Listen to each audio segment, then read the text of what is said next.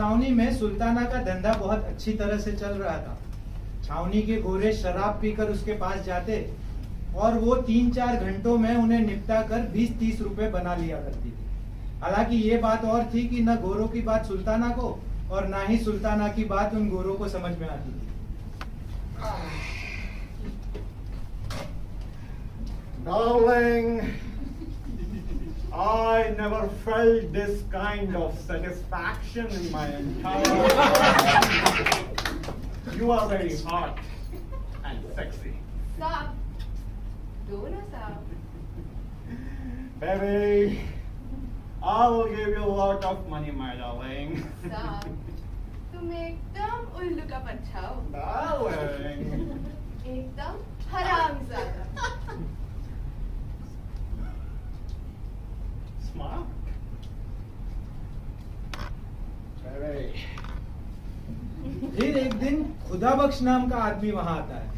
खुदा बख्श रावलपिंडी का रहने वाला था, लेकिन वो अपनी भागी हुई औरत को ढूंढते ढूंढते अंबाला आ गया था, जहां उसकी मुलाकात हुई सुल्ताना से।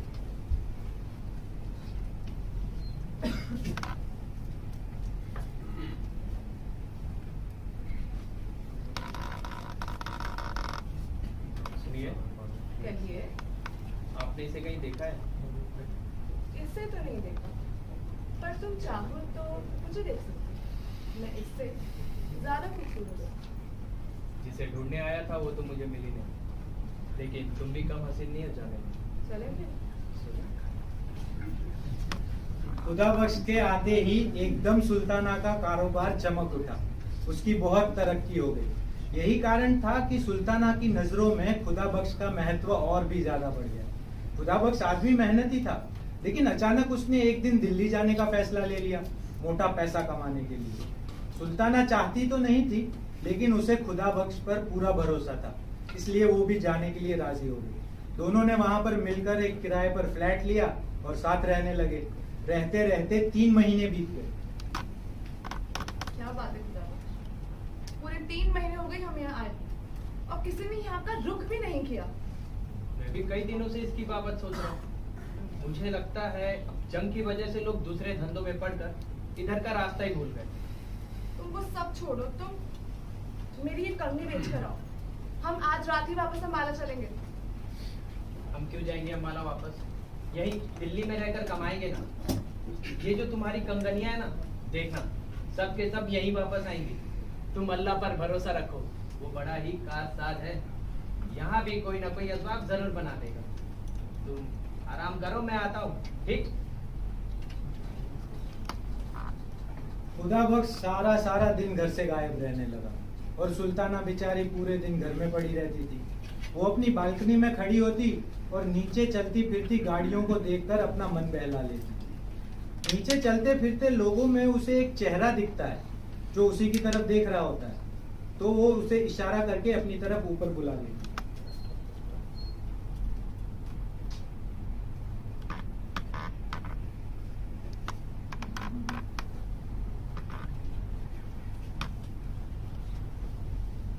आप ऊपर आते वक्त डर क्यों रहे थे?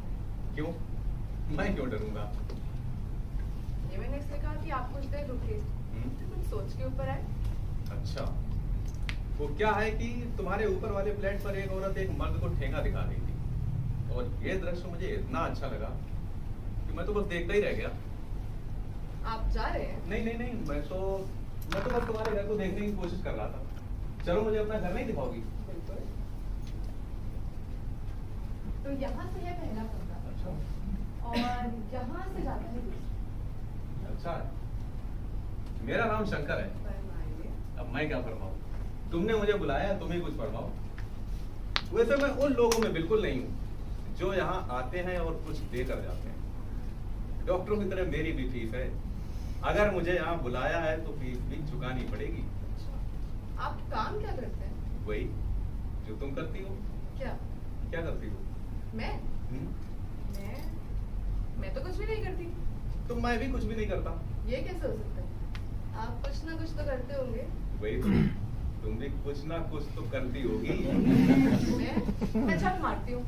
तो मैं भी जग मारता हूँ। तो चलो दोनों मिलके झक मारे।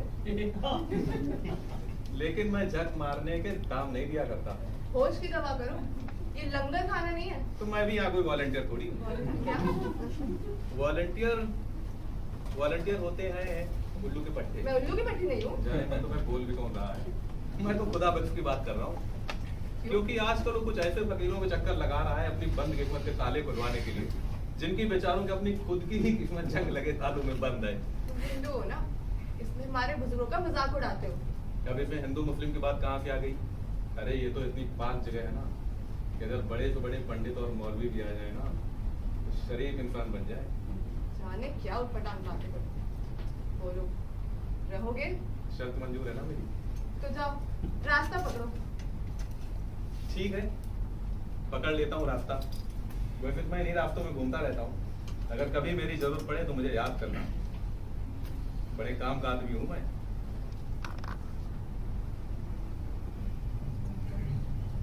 सुल्ताना, अरे ओ सुल्ताना, हाय तू तो सूख के कांटा हो गई है, हमसे मिलती भी नहीं। सारी सहेलियां तेरे बारे में पूछती रहती हैं, पता है? अच्छा ये देख, मैं क्या लाई हूँ। लखनवी कुर्ता, खास लखनऊ से मंगवाया है। और ये बूटी की चुन्नी, अच्छी लग रही है ना? बहुत सुंदर है। और ये है इसकी काली सलवार, कैसा लग रहा है? बहुत अच्छा। अब ये बताओ, तुमने क्या खरीदा? मैंने हाँ, कुछ नहीं। कुछ नहीं। सुनो ना, मुझे ना अपनी सहेलियों को भी ये सब दिखाना है। मैं तुझसे बाद में मिलती हूँ, ठीक है? और आना मेरे होटल में खाना खाने के लिए आना, ठीक है? आ जाना सुल्ताना। या अल्लाह, सुल्ताना जरा पानी पिला दो। हाँ, गायब क्या सारा दिन? मैं पुराने किले के पास से आ रहा हूँ, वहाँ एक बाबा फकीर है, उन्हीं की खिदमत में हूँ आजकल। कुछ उन्होंने कहा तुमसे? अभी तक तो कुछ नहीं कहा, लेकिन जिस तरह मैं उनकी खिदमत कर रहा हूँ, तुम देखना अल्लाह का फजल शामिल हाल हो तो जरूर वारे न्यारे हो जाएंगे। पूरा दिन या घर में पड़ी रहती हो, और तुम सारा दिन घर से बाहर गायब रहते हो। मुहर्रम आ रहा है, तुम्हें कुछ परवाह है कि मुझे काले कपड़े चाहिए? घर में एक फूटी कौड़ी तक नहीं है। जो कंगनियां थी वो सारी बिक गई। अब तुम ही मुझे कहीं से काले सवार लाकर दो। तुम तो खामखा परेशान कर रही हो, मेरे पास अफीम खाने तक के पैसे नहीं है, कहाँ से लाऊं काली सलवार? तो कुछ भी करो, चोरी कर लो, डाका डाल लो, पर मुझे काली सलवार लाकर दो, तो मेरा मरा हुआ मुंह देखोगे। सुल्ताना तुम तो यूं ही गुस्सा हो रही हो। अच्छा बाबा ठीक है, अब तुम कहती हो तो मैं जरूर कोई ना कोई बंदोबस्त कर दूंगा। तुम यहाँ बैठो, तुमने अभी तक खाना भी नहीं खाया, मैं तुम्हारे लिए खाना ले आता हूँ होटल से। रुको। सुल्ताना की स्थिति अभी भी वैसी ही थी। मुहर्रम नजदीक आने के कारण बाजार में रौनक थी और वो रोज की तरह अपनी बालकनी में खड़ी हुई थी। नीचे चलते फिरते लोगों में उसे फिर शंकर दिखता है और वो गैर इरादी तौर पर इशारा करके उसे फिर से ऊपर बुलाती है।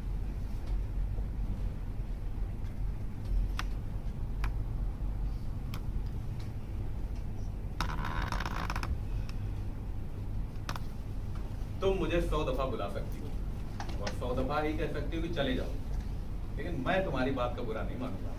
तुम्हें जाने को कौन कहता? बैठो। मतलब कि तुम्हें मेरी शर्त मंजूर है? कैसी शर्त? क्या निकाह करोगे क्या मुझसे? अरे क्या शादी और क्या निकाह, न तुम्हें उम्र भर किसी से निकाह करना ना मुझे। ये शादी और निकाह की रस्में तो दुनिया वालों के लिए हैं। अब छोड़ो भी इन फिजूल की बातों को, कुछ काम की बातें करो ना। बोलो, क्या बात करूं? यही कि कितनी खूबसूरत औरत हो, कुछ ऐसा कहो कि 2 घड़ी के लिए दिल बैठ जाए। वैसे भी दुनिया में सिर्फ दुकानदारी थोड़ी है, और भी तो बहुत सी बातें हैं ना। साफ साफ कहो, तुम मुझसे चाहते क्या हो? वही जो दूसरे चाहते हैं। फिर तुम में और दूसरों में फर्क ही क्या रहा?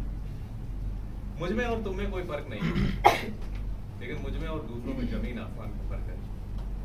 बहुत सी बातें ऐसी होती जो कही नहीं जाती, समझी जाती है। मैं समझ गई। तो कहो क्या इरादा है? तुम जीते, मैं हारी। अच्छा,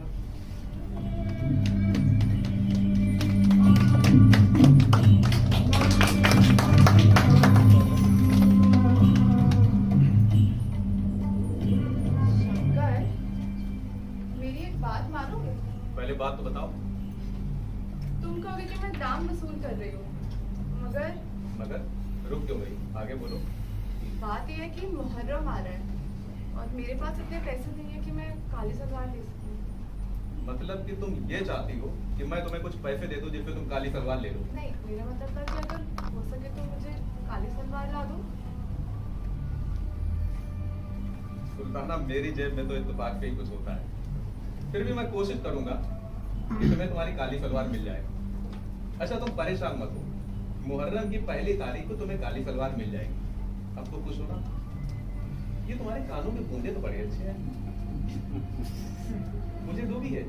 ये बूंदे? हाँ। ये तो चांदी की मामूली से बूंदे हैं, ज्यादा से ज्यादा 5। अरे मैंने कीमत नहीं पूछी, बोलो देती हो? ये लो।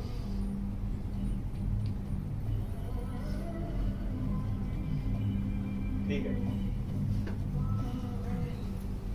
सुल्ताना को बिल्कुल यकीन नहीं था कि शंकर अपना वादा पूरा करेगा, लेकिन 8 रोज बाद मुहर्रम की पहली तारीख को सुबह 9 बजे उसके दरवाजे पर दस्तक होती है। कौन? मैं शंकर। शंकर?